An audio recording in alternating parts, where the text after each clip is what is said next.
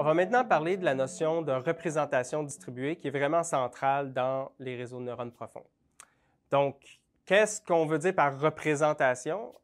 On va parler en fait simplement d'une liste de valeurs numériques où chacune va décrire une caractéristique de notre observation qui est donnée en entrée.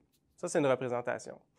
Une représentation distribuée, ça va être une représentation où une valeur numérique pour une caractéristique va être appropriée pas pour une seule observation, mais pour plusieurs observations différentes qui partagent cette caractéristique-là. Et chacune des caractéristiques vont potentiellement être complémentaires ou une caractéristique va pouvoir s'appliquer pour plus d'une observation. Et une caractéristique précise va regrouper plusieurs observations ensemble.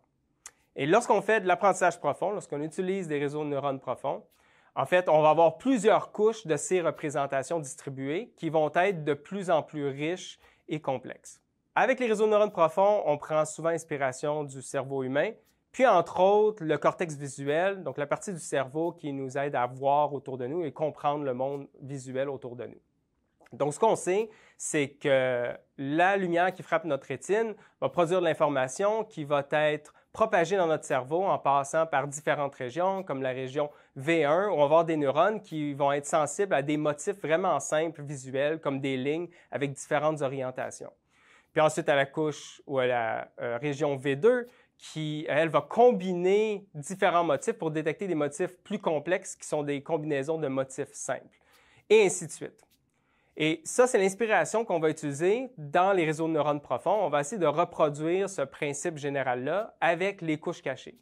Donc, on aura la première couche cachée d'un réseau de neurones profonds pour des images qui vont pouvoir capter des caractéristiques comme justement des lignes avec différentes orientations, comme on voit ici.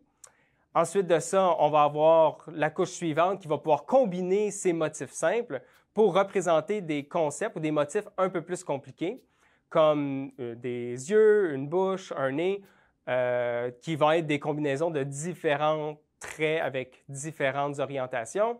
Et puis, on va continuer comme ça avec la prochaine couche cachée où là, on va pouvoir combiner les motifs de la deuxième couche cachée pour obtenir un concept encore plus abstrait ou sophistiqué, comme différents visages avec différentes formes ou caractéristiques.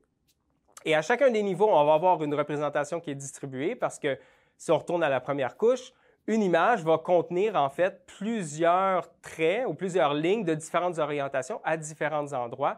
Et ça va être reflété par la valeur numérique de chacune de ces caractéristiques-là.